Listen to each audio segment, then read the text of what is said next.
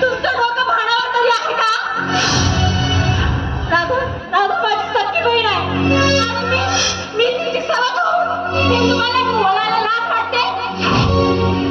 मी तिचा संसार उद्ध्वस्त करू?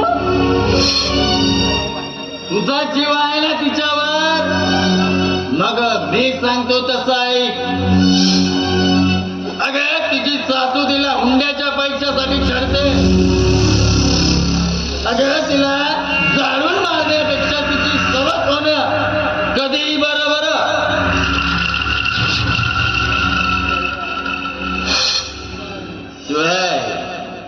शिवाय राकेशच्या ऑपरेशनची जबाबदारी सुद्धा माझ्यावर. नाहीतर एक काम करतो, तुला सरसकट 21 लाख रुपये देऊन देतो. बोल, काय विचार आहे तुझं? सरिता, अगे संधी चालून आली आहे बघ. संधी सोडू नकोस. अगं या संधीचं सोनं कर, सोनं. पण मामा, यापासून तुम्हाला काय मिळणार?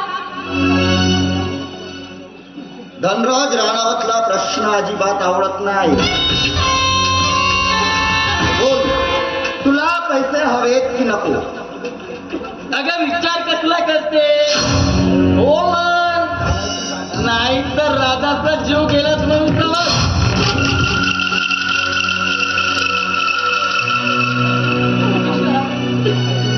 अरे काय सहज होऊन तिचा जीव वाचवू की तिच्या संसारामध्ये विष टाकू? मी मरू देऊ माझ्या लाडक्या दादाला? काय करू मी? सरिता, काय ग कसला विचार करते? नाही म्हणायचंय का तुला? अगं अशा परिस्थितीमध्ये माणसाला लाचार व्हावंच लागतं. ठीक आहे मामा, ठीक आहे. मी माझ्या दादाला आणि ताईसाठी कुठलेही पाऊल उचलायला तयार आहे. ठीक आहे, पण अमरोकडे पण एक गोष्ट लक्षात ठेव, या खेळाविषयी कुणालाही करता कामा नये. या जर खेळाविषयी कुठं वादविवाद केलीस ना, तर राधा आणि राकेश गेलेच म्हणून समज.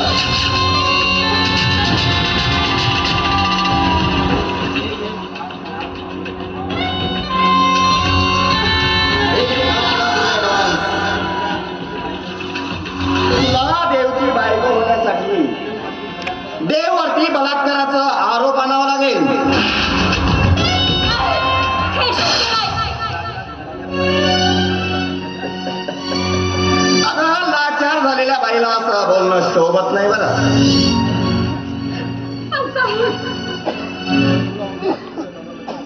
तुला उद्याच देवच्या गावाला जाऊन या नाटकाची सुरुवात करायची आहे.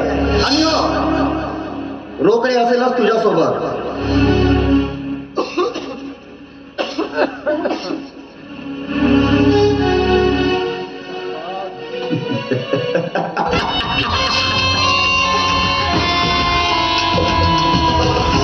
शाबास रोकडे, शाबास.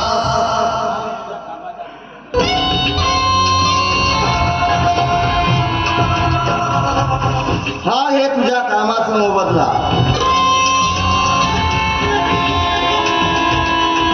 देव राखो.